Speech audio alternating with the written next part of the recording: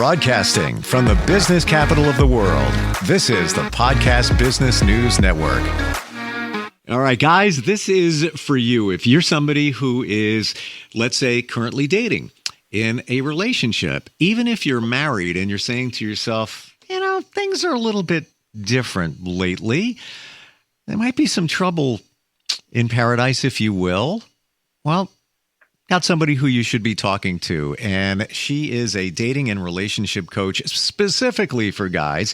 She is with True Connection, and she's Tamara J, and she's on the program with us. I can't wait to talk with her. Tamara, welcome. How you doing? Hi, I'm great. I'm so glad to be here. Thanks for having me. It's so good to have you here. And so many guys usually are uncomfortable talking to a therapist, a coach, and all of that. But we have to break through all of that, because if you want to understand what's going on in any relationship, you really need to talk with somebody like you. And do you experience that with guys just feeling a little uneasy to talk? Yes, because even when I've spoken with guys that I know are stuck in a bad dating cycle, for instance, they're attracting the wrong women, they're getting friend-zoned, they still are, in between discouragement, they're still full of hope that they'll figure this out. Mm-hmm. So the reason I started focusing on men is because there's so many ways to get out of that cycle. And without any guidance, you are going to stay in that cycle, attracting the wrong women and getting friend-zoned, and then you're wasting years of time and money dating the wrong women. Why? And I've heard that you attract the wrong people because you haven't figured yourself out. You haven't healed from certain, let's say, past traumas that you might not even be aware of. Is that what you feel as well? Because your energy, whatever you put out there is what you're going to get back. So like when you're walking around the grocery store, you see people who are open, friendly, closed, busy, distracted. You're giving off that same vibe. And because our subconscious mind is driving the bus at least 95% of the time, mm-hmm. you don't even know what you're putting out there. And so that's why I focus on conscious dating, because if we can get you consciously putting the energy you want out there, then you can begin to attract the women you really want to date. Yeah, we're on the same page with that. And it goes true for anything you do, any relationship. What you put out there is what you get back. And you might not be aware of what you're putting out there.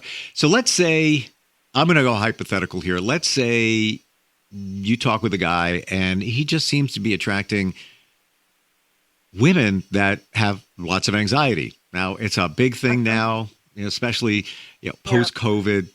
It's almost like an epidemic of anxiety. But if that's going on, what would you tell somebody like that? Well, some men really enjoy being the rescuer or the savior, but not realize it. But let's say, they're in a long relationship or married. They come out of that relationship where they actually had to be the savior, the rescuer. They were doing all the things because their wife wasn't in a position to do so, or their marriage just evolved into something that didn't operate like that. Well, you walk out of that relationship then with those same patterns, and you're like, well, I can carry that load, I can carry that burden. And so then who are you going to attract? Women that do need rescuing, soothing, saving, comforting. Yeah, so you enjoy, subconsciously, you are just still wearing that hat, and you don't realize that you can let it go and go into something more balanced. So you actually do have to let that go before you evolve into what you really want. Tamara, do you get to the heart of the matter in those kind of situations? You have to, yes, because it is. I mean, men just jump back on and offline or are afraid to approach women. And to break any of those cycles that are preventing them to meet the type of women that they really want to date, you have to dig a little deeper. You have to get into that. And sometimes it's just exposing it. Right? Oh my gosh, I didn't even know I was doing that. Oh my gosh, I didn't realize I was so focused on being the nice guy that I was withholding my masculine energy. And so I get friend zoned every date. Does that happen a lot on the friend zone side? Yeah, it does. Yes. Wow. Yeah. Because we are all told, and it's sort of semantics, but it actually isn't. So we all think we want a nice guy, right? Women think they want a nice guy, but they actually don't. And men think they have to be the nice guy because that's the word we throw around. But what women really want and what men really want to be is a kind guy. And that's a completely different guy. Okay. And when you say that women are looking for a nice guy, they're really not? They're not. What are they? They want a kind guy. Oh, okay. Got it. Yeah. Yeah. So let's define. There's a big difference. Let's define the difference between a nice guy and a kind guy. And this is, again, really important, but it isn't semantics, but even though we interchangeably throw around the word, the nice guy is choosing his actions and his behaviors based on what he thinks everyone else wants. He's not doing what he thinks is right. He's doing what he thinks he's going to get in everyone's good graces. He's going to get, it's people-pleasing. It's getting people to like him. And so really, when you dig even deeper, that's controlling and manipulation and trying to get people to like you and come over to your side, so to speak, versus the kind guy. Kindness takes conscious effort, thought, and that is a guy that's doing things because he believes it's right, and not just right for the sake of right and wrong, but right for him. Right? So when somebody says, hey, do you want to serve on this board? A nice guy's going to say yes. Absolutely, because he thinks that's what they want him to do, and it's going to put him then in more favor. A kind guy is going to say, do I have time for this? Is this the right thing for my loved ones? Is this good for my partnership? Is this good for my kids? And then if he needs to, graciously say no. It sounds here that he needs to be his authentic self, and he's really not. Right. Yep. Yeah. It's not coming from that place. A nice guy isn't coming from that place. A kind guy is, because what he thinks is right isn't about pleasing others. It's about doing right by himself and his family. Good boundaries, and then you have time. If volunteering really is a passion of yours, you have time for that because you've left time in your calendar for that instead of just things. Yeah. Fill your time. And you know what? Sometimes life changes too. He might take on that responsibility, then things pivot over here, over there, and it's like, I'm still volunteering on the board here, but I'm not really feeling it as much because I got to take care of me and other things and other people, and then he might just continue to do it because that's what the nice guy would do. Right. What about suggestions for dating apps? There's basically, it's tough to meet people nowadays, and that's where a lot of people go. Yes. Well, and what makes it even tougher is that 95% of the men that I ask, so the exception being some men in leadership and salesmen, men in sales, are still bold enough to approach a woman. 95% of the men are really, really, really cautious and just will not do it. Yeah. And so that leaves just online dating and doesn't allow to meet someone the old-fashioned way. So online dating has become critically important because that's the only option left. Men even hesitate to say yes to a blind date, which is a brilliant opportunity. Somebody that knows you thinks there's a possibility. And so when someone says to me, hey, do you want to go out on a blind date? I say yes, but are you okay if it doesn't work out? That takes all the pressure off and you go out and have a good time. I have different trains of thought on that. Okay, let's hear it. I feel there has to be a physical attraction, and when you see a picture of somebody on a dating app, or if you're out somewhere and you see somebody, you're instantly thinking, I'm feeling that person, and then you go deeper in talking with them and such. If it's a blind date, you're missing that component, and you could. Okay, so it's like, all right, well, I had a nice night. We had a great conversation. Doesn't do anything for me, and that was nice. And then that's that. It depends. I guess it depends on what you're looking for. Right. Well, and a lot of people just ask for that picture in advance, some background information, just to break the ice, so it's not a completely blind date. Okay. But I also recommend talking on the phone first. 100%. You've broken the ice, you've had some playful banter, enjoyable conversation, and then it doesn't feel so awkward. You're not sitting down from a complete stranger.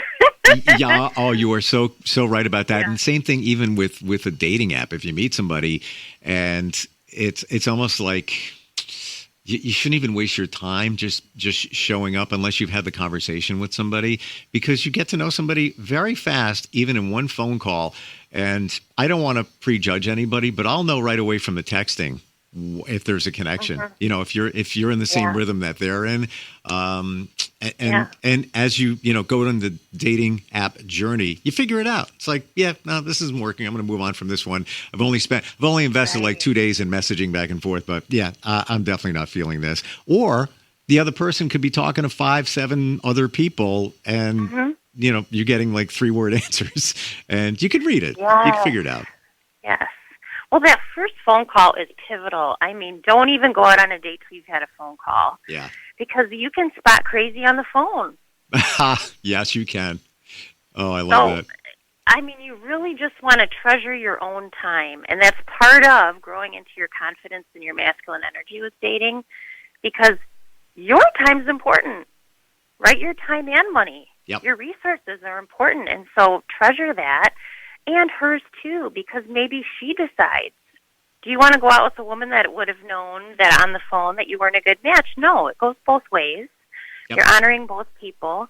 But again, you're breaking the ice. You have some things that you can pick up and talk about. And then also, it's really lovely to set the date details up on the phone, right? He comes forward with date, time, place, and you're working that out together, as opposed to just messaging where you don't have any voice inflection, a sense for anyone's personality. And that's just a really hard place. That just feels like such a cold entry into a date. But really, my primary reason for that is you want to spot crazy like on the phone.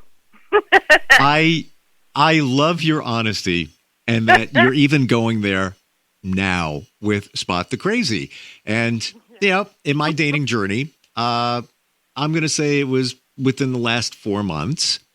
Had good texting conversation with somebody, got them on the phone, and I knew I'm not even exaggerating, in the first 3 minutes, got to get off the phone. But I continued, and all she did was spew about her ex, and just like really hardcore stuff. And I, ended the call, and I messaged her the next day, and I said, it was great talking with you, but I have to be honest, you seem like you have a lot of things that you need to heal from. And, I'm not ready to take something like that on. And she was cool with it, but it spotted it right away.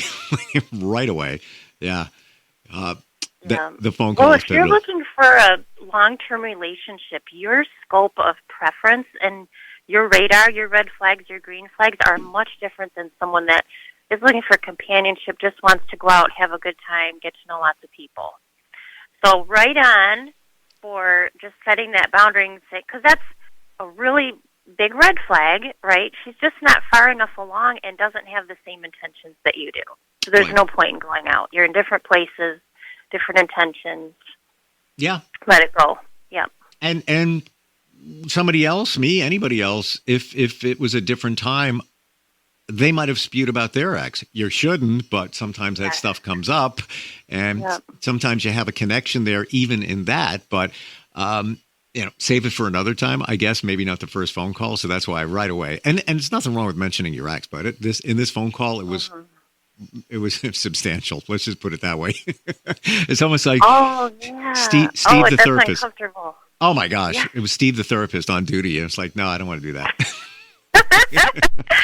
Oh, yikes. Don't want to do that. Yeah. So how does it work with you if somebody wants to improve their relationships, figure out why things aren't the way they were looking for them to be in terms of their relationship and or dating journey? Or let's say they're in a relationship now and feeling a little uncomfortable about the way things are. How does it start with you? So the great thing is the foundations for dating, you also need those same things for the relationship. So once you get into it, whether you're walking in with me you're in the dating stage or relationship stage, it's all the same things. The skills are the same, and you coming out and being your true you, your authentic self, is so important the whole way through. So we can look at your online profile, and we can talk before and after, like your next 3 dates. So before you go, are you ready? Getting prepared, right? So you're walking in with your authentic energy, your masculine energy out, right? So you have that balance right away from the get-go. And then you have the date, and then we can talk about, here's how it went, here's what went wrong, here's why we are or aren't a good match, or I really like her, what do I do now? Or we can talk about why dating's been hard in the past, because it's going to continue until you figure that out. Why aren't the puzzle pieces fitting together? So just getting to the bottom of that on a deeper level, or we can start out at the tip top with, like I said, talking before and after your next 3 dates to see what's going on and like kind of diagnose what's going wrong and what, might want to be changed, or what that guy might want to change. What feels uncomfortable? What doesn't feel good and authentic about that? And like the nice guy thing, that's only comfortable because that's what they've done for a long time. But that's not them. Yeah. So maybe we could just write that ship, and that would make a huge difference. Now we're out of the friend zone. Even changing the profile, I remember, was it last? Yeah. Oh my gosh. It was last summer or the summer before. I was hanging out. I got a lot of friends who are girls. We're hanging out at a restaurant waiting for a band to start. And we just went around the table and we're like, all right, let's critique all of our dating profiles. Let's just do that. Great idea. And it was an eye-opener. And there was one girl, and she was in her mid-30s and just can't find the right kind of guy. And I looked at her profile, and there's kids in it. And I'm like, why are you putting kids? You don't have kids. Like, why are they in there? And she's like, well, because that's really what I ultimately want. I said, I get that, but right away somebody's going to see that you have kids and assume, and then just swipe the other way. And then, she would put in pictures of Disney because that's her, she has an affection for Disney. So she changed her profile, and it wasn't more than maybe 5 months after that, she met somebody, and she just had a baby with them. Aw, see, that's really good advice. You have to be, you have literally 1 second before someone swipes on your primary picture. Then they look at the rest if they like the primary. Yeah. So your pictures are way more important than they should be, but that's just the truth. And that's a whole philosophical conversation we don't need to get into, but it just is. And one of my number one tips is do not ever put other people's kids in your pictures. So, well done. I wouldn't even, I don't think I would put anybody's picture in there. Any child, teen, whatever. I don't think it needs to be in there. No. Number one. No, it's confusing. Yes. Yeah. And number two, I can't tell you how many times you'll see a woman with a picture of another guy. And it's like, well, what is that her brother? Is that her former relationship? Is that a coworker? It's odd. It's awkward when you see that. Or people have their wedding rings on because they haven't bothered to take a new picture. I always look for that. Okay. I mean, I'm sorry, but I'm kind of just stammering here, wondering what you are thinking, because someone with honor that truly values relationships would never swipe on that person. Right.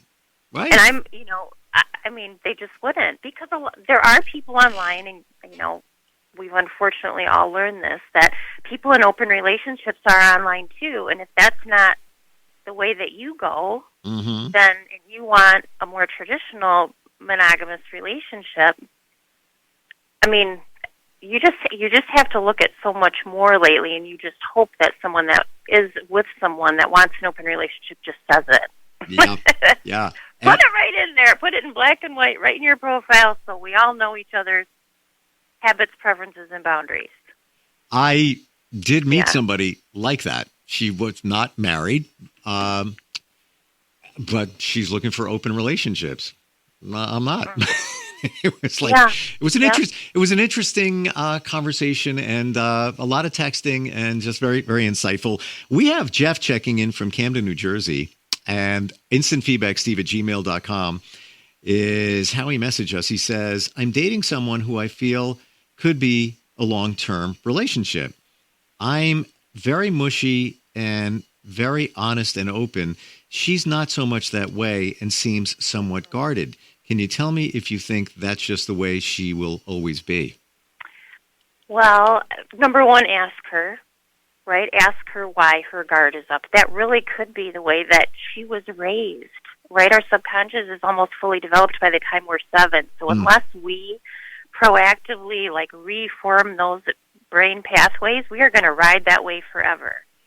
She might have been raised that way. And it might be that, but she could change that if she wanted to. Now, I know that feels like asking someone to change, but she might, after, gentle, insightful conversation, want to be open, be vulnerable, So it just depends. Also, too, sometimes in those relationships, the masculine, feminine energy is in a different balance. And so because we all have masculine and feminine energy. Yep. So if she felt like she had to, like at work, right? If you're a woman that just slays the dragon all day, you're going to take your masculine energy from that day into your date. And you're going to attract a man that carries more feminine energy who's maybe been raising children all day, and then he walks in with that energy. And now you've got an imbalance that isn't necessarily authentic. It's just what you walked in with. Can we go over that? Can we do that again? Oh, yeah. I want to. Yeah, because that there's a lot to be said right there, and to look at it. So I totally get that everybody has masculine and feminine energy, and so you're saying if a guy has dealt with kids all day, and that's where he's coming from, he's probably going to have call it a more feminine side, or maybe. In Jeff's situation, maybe a little more mushy, I'm guessing. I don't know. Yep. Yeah, sure. Wow. Okay. So then you start off with an imbalance, and that's sometimes why a first, second, third date, it doesn't go past that. Because if you walked in accidentally without your authentic energy on, whatever that is, you're starting the relationship off on that foot right there, and the person across the table from you is making their assessment based on what you brought in that day. So I always say, sit in the car, in the parking lot, before you go in, center yourself, take deep breaths, visualize having a great date. So you're walking in with you, not all the drama of the day and all the pressure and decisions and children and things like that you've got going on in the rest of your life. You're truly present on your date, so you're presenting who you really are, and you have a chance. Because that way, if it doesn't work out, you're like, right on, we didn't work out, but he saw me for me. Yeah. And you don't have regrets. Yeah. Yeah, and it might not work out. It's okay. Yeah. At least now, after one meeting, instead of, belaboring it. But I will say, based on talking to friends who are guys, a lot of guys just like to have relationships floating around out there. They might not commit, might be a little looser, whatever the reason for the relationship, whatever. There's many different reasons.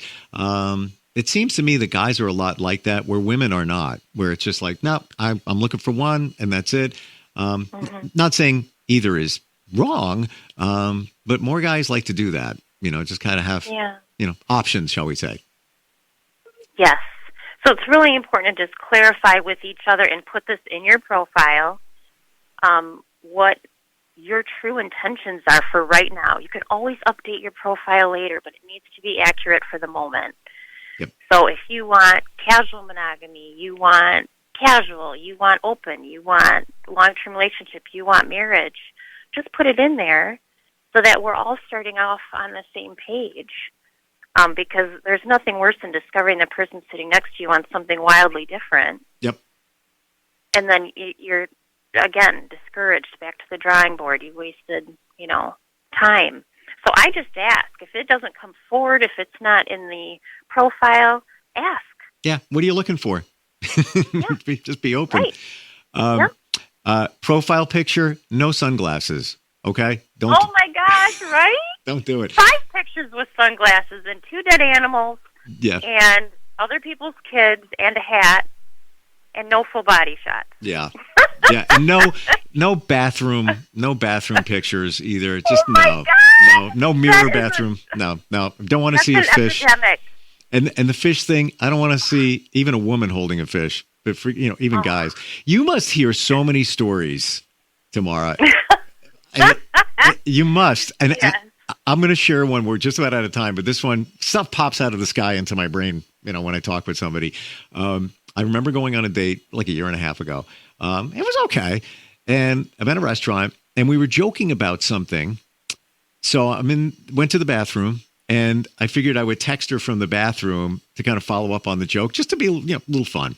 And at the end of it, and it was all relevant, it was all good. At the end of it, I wrote, JS, which, most people take that as just saying.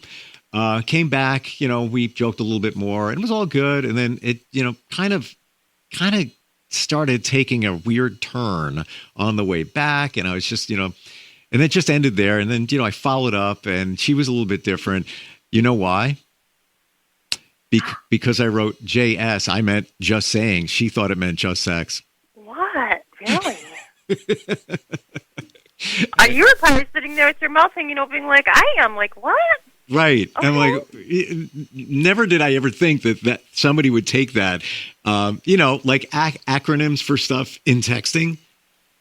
Right. Just saying. Just saying. Yes. But it wasn't destined ever to be anything serious anyway. And I knew that out of the gate. So it was, no loss or anything, but it was just kind of funny that, she took it that way, or maybe she wanted to take it that way. I don't know. But, just it's all part of the, I guess, the dating journey that many of us have. But for that, there's you to help us along with that journey. Best way to reach you, Tamara. How do we do that again? My website.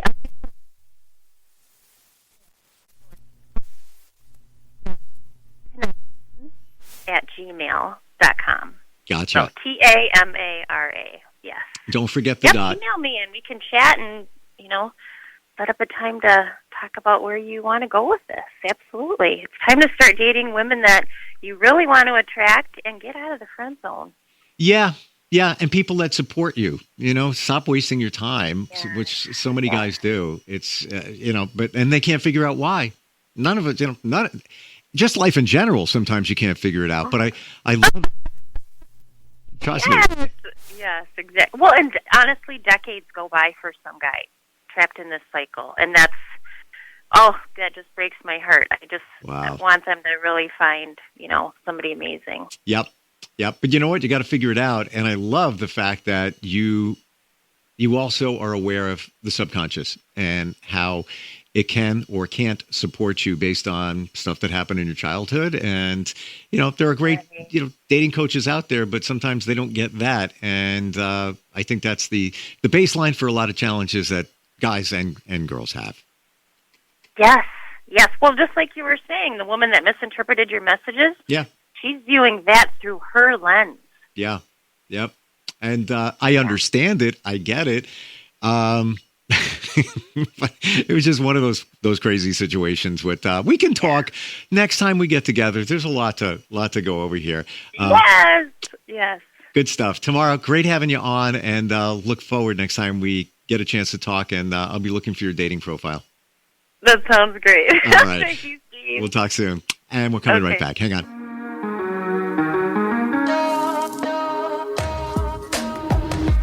Broadcasting from the business capital of the world, this is the Podcast Business News Network.